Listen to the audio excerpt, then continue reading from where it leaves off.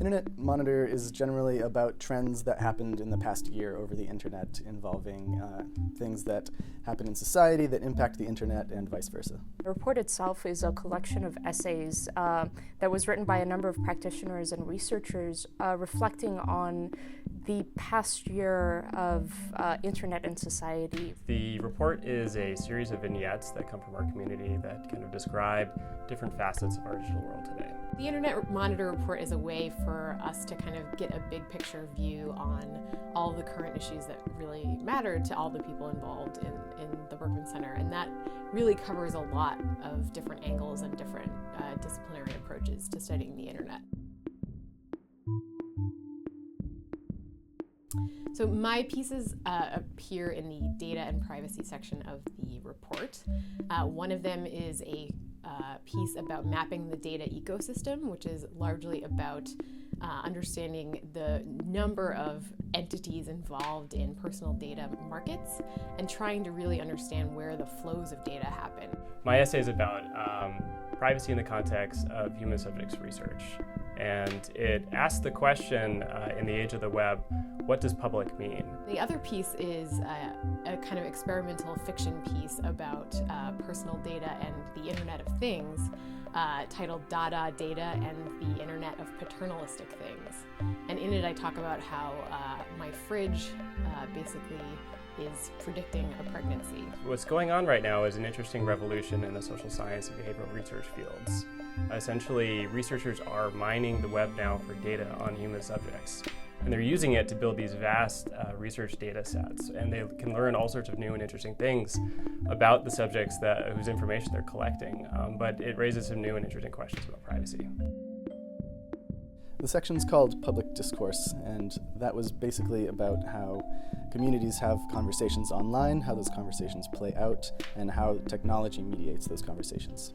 So this paper was co-written with Sans Fish, and it was focusing on the narrative or discourse that happened surrounding the Gaza war of 2014, online, focusing mainly on media sources. There was a lot of social media activity around it, and there was a need to unpack that social media activity and understand what the voices were and how they aligned with different media sources. Using the technology that Sans built, I was able to go through the visualizations and go through the community clusters and analyze what the discourse actually was around the war. So our analysis was based on technology that looks at the types of language that are being used online in discourse.